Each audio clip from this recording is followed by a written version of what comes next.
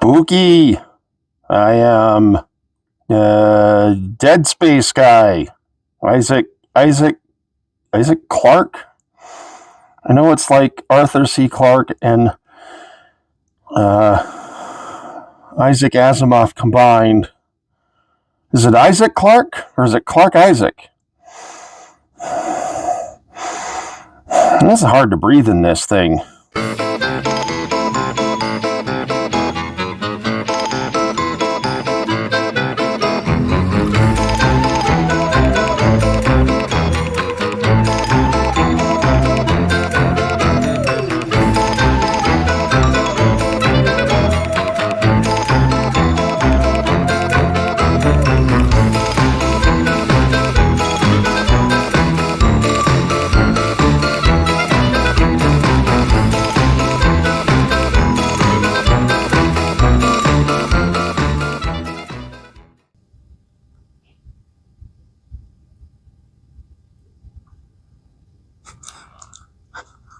Waiting for my wife to finish going upstairs because she's making noise. Hey everyone, welcome to another What Are You Playing? Let's get into it. Spooktober stuff first. First, Signalis. I finished it. Signalis is incredible. I really enjoyed my time with it. It is undeniably one of the best survival horror games to come out in recent years. It's independent. I think it's only developed by like 2 people. There are a bunch of other people who contributed to it, but the artwork, the level design, the concept, and the code was basically 2 people. And it's an incredibly impressive achievement. It is really a spectacular game. I really loved it. So, kind of to recap what this game is, it's a survival horror game, sci-fi horror, set in some, either a distant future or some other galaxy where there's an oppressive government that is at war with some other government, and they're interplanetary, so there's, 2 different governments on 2 different planets that are at war with each other. And you play as a replica, which is kind of like an android, a human-robot hybrid that is sent on deep space missions to discover new planets to colonize. And something goes horribly wrong, and you have to try to figure out what went wrong. You wind up going to a mining facility, which may or may not be real. You also wind up going to explore the planet that one of the characters is from, which also probably isn't real. And there's just all sorts of, hideous Cronenbergian beasties, Silent Hill-esque beasties, spread throughout the entire game that you have to either avoid or do combat with. It has a retro aesthetic, kind of a PlayStation 1 aesthetic. Although, to be perfectly honest, it's kind of an idealized PlayStation 1 because, it's being displayed obviously at a higher resolution and it's got significantly more polygonal detail than something like the PlayStation 1 could have handled. But it is utterly fantastic. It is an excellent game. I really thoroughly enjoyed it. It's got multiple endings, including endings that are only available after you've beaten the game and you have to play it again. I'm seriously debating about playing it again. The problem is I've got a backlog of games to get through this Spooktober, and I really can't spend that much, another 3 weeks replaying what is arguably probably the best game I've played thus far this Spooktober. Anyway, I really loved it. I don't have anything else to say other than it's an incredible game, and if you are looking for a survival horror game to play in 2023, you could do a lot worse than Signalis. So yeah, Signalis. I beat it. It's fun. I recommend it very highly. I think it's on all the platforms. So whatever you have, if you like survival horror games, this is a game to go check out. Signalis. All right, so the new game that I started this week if you didn't guess from the opening, is Dead Space. I have the special edition. I think it was the Limited Run Games Collector's Edition, although I have to be honest, the game itself doesn't mention limited run games. I have a feeling that it was just a collector's edition that they were selling through various boutique places. But I don't know. Anyway, I started Dead Space. I'm playing it on, this is the Dead Space remaster. I'm playing it on the PlayStation 5. This is a remake of the original game, which came out in, where is a year? It looks like 2008. Dang, that's like 15 years ago. Which the original Dead Space was and still is an incredible title. So if you recall, the original creators of Dead Space made a new company. I think it's either Crafton or Striking Distance, and they brought out the Callisto Protocol earlier this year, which I actually played, and I really, really enjoyed it. I wound up really liking it a lot. So naturally, I was going to get the Dead Space remaster and play it at some point.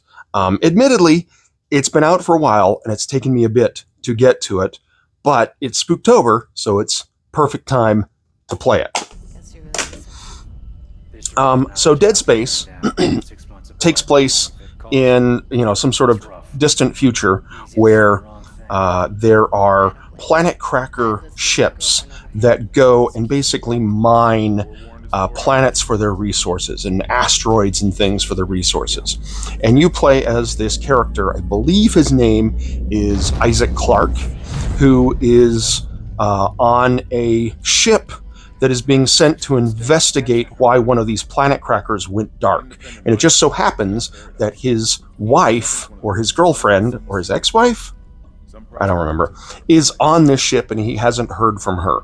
And the last message she sent him was a little bit alarming. And when you get there, you find that the ship has been overrun with Cronenbergian monstrosities, humans that have transformed into hideous creatures, and the ship is in disarray. It is all broken and messed up, and it is slowly descending into the planet. It's going to crash into the planet that it's in orbit around. And over the course of the game, you discover that there was an artifact that was discovered down on the planet, and this artifact has some sort of significance to a cult that is present in the future. And they have activated the artifact, and that is the thing that has caused all these hideous mutations to happen. You go around the game, you're not like this super soldier, you're not like this amazing person that's being sent to exterminate things. You're just a technician. You're just a mechanic. And so you have to make do with somewhat improvised weapons, including something that's kind of a nail gun, some other things, some tools that are used to move around heavy equipment, etc., and so on. The original game was excellent. This remaster is really, really good. They had a lot to work from the original, so it's kind of a softball to do this right. And they, for the most part, I would say they did it right.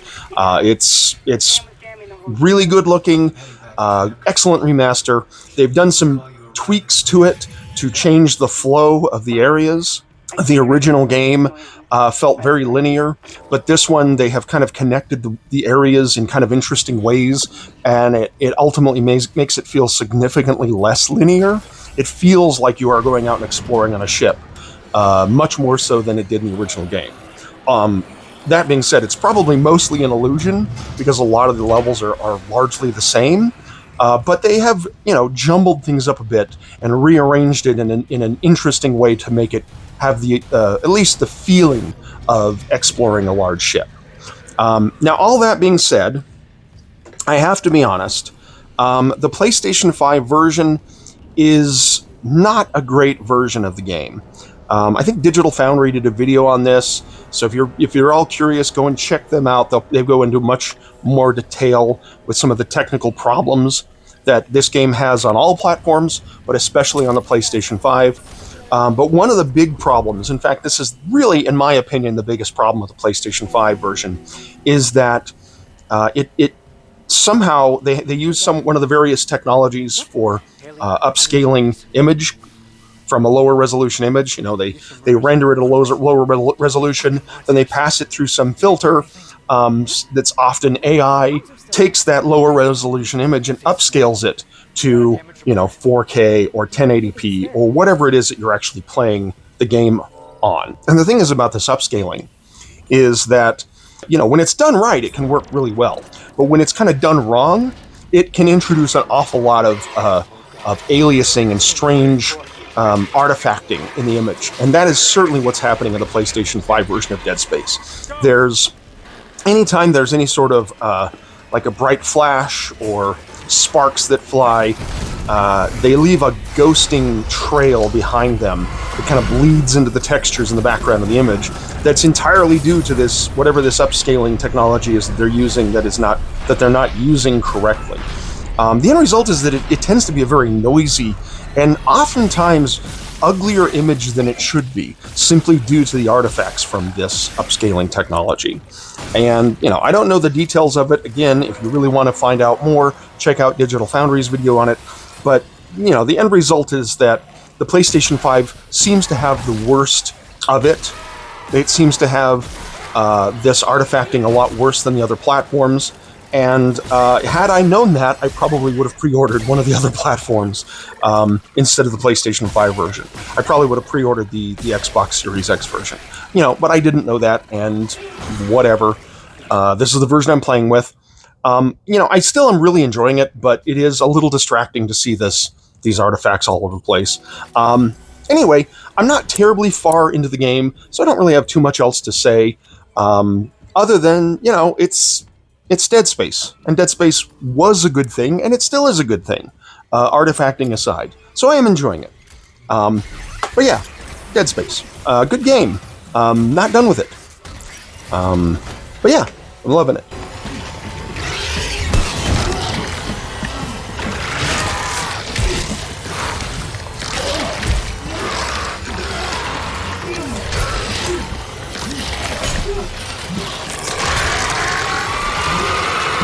Okay, the last Spooktober game that I'm playing is a digital one. It is something that I'm playing on Steam.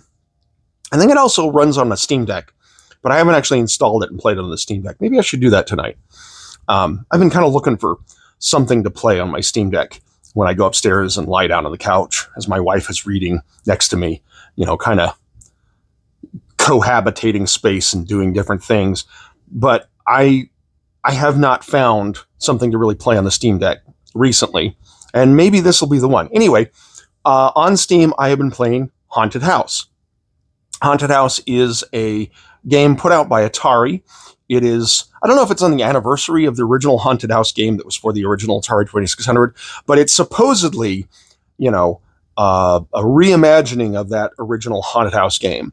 It's developed by a studio called Orbit Studios, who has done a variety of other little kind of puzzle platformy games, or rather puzzle exploration games that are very similar to this one. In fact, a lot of them look like they have basically the same engine.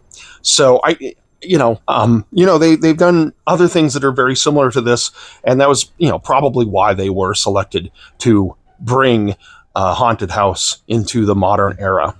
But what kind of a game is it? Well, you play as a character, a kid, who is exploring an ever-changing haunted house. So it's got that roguelite element where the runs are randomized, and when you die, you go back to the beginning and start over. But as you're exploring this house, each room that you come to has a different... puzzle might be overselling it, because they're not exactly puzzles, but a different gimmick that you have to work with in order to unlock the doors and move on. And at the end of each area, there is a boss that you have to fight. The bosses are truthfully really hard. And, a lot of the game has a lot of stealth mechanics where you're kind of covering your lantern and hiding, which very much is like the original Haunted House. The original Haunted House, you of course had like a little candle that illuminated an area around you, but that would attract ghosts and things. And so you would often want to put out the candle so that the things wouldn't see you. And that aspect of gameplay has certainly come over into this new modern remake of this classic game. But I am enjoying it. It's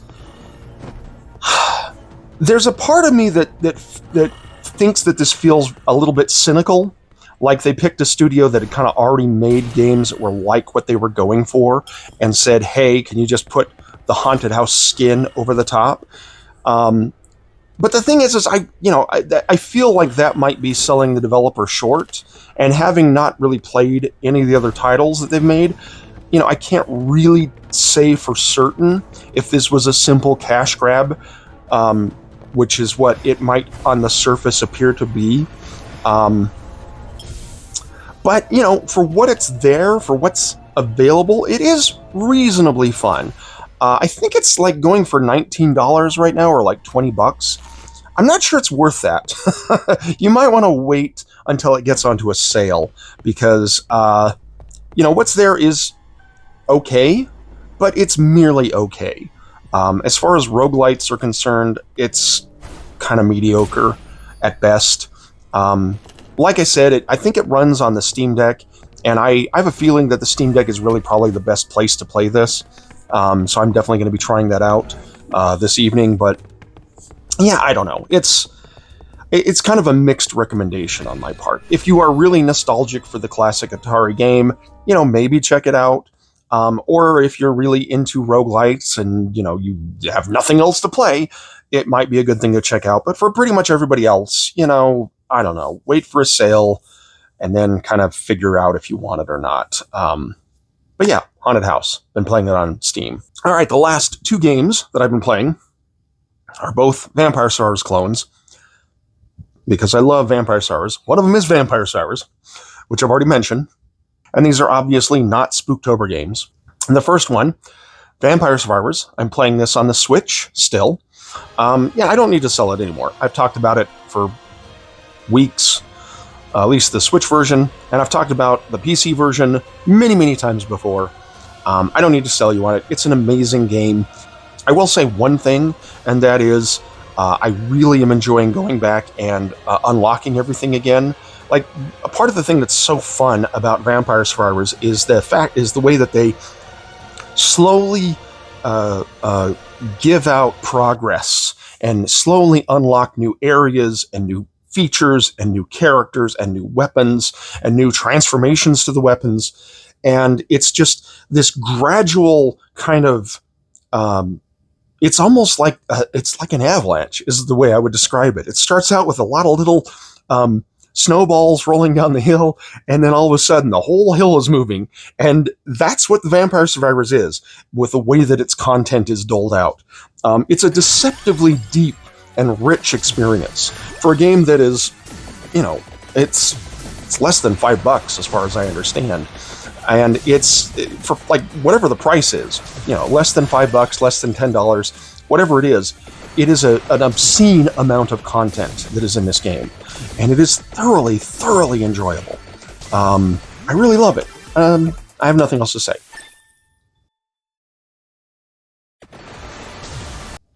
The last one is another Vampire Survivors light game. This is a different game, of course. Halls of Torment, which I have mentioned before. Halls of Torment, this is also something I'm playing on Steam. I don't believe it's available on any other platform. Halls of Torment is a Vampire Survivors clone that kind of has a Diablo 2 aesthetic to it. And it is really fun. It's criminally overlooked, in my opinion. I think that if I were to pick like the top two Vampire Survivors clones that you should check out, one of them would be Halls of Torment, and the other one would be Time Wasters. They're both incredible Vampire Survivors clones. But Halls of Torment recently had an update, which meant that there was more content in it. I believe it's still under early access, but don't quote me on that. If it's not under early access, they're still putting out content as if it is, and kind of adding and finishing adding additional content and kind of finishing the game that's there. But the new content included a new area and a new character, so of course I had to go back and check it out. But yeah, I'm loving Halls of Torment. Incredible game. Very, very fun. Went to this Igor concert a few weeks ago. Man, it was a fun concert. They had Igor, they had Otto von Sriracha. I don't know what his name is. His name's weird. And then they had Melt Banana, which is a Japanese metal, like noise metal band. And then, of course, they had Igor, which is avant-garde, glorious. Oh, so fun. Utterly amazing, great concert. If you get a chance to see them, I recommend it very highly. They play smaller venues because they're not a really big band, but oh, so good. Anyway, that's it. I got nothing else. Happy Spooktober.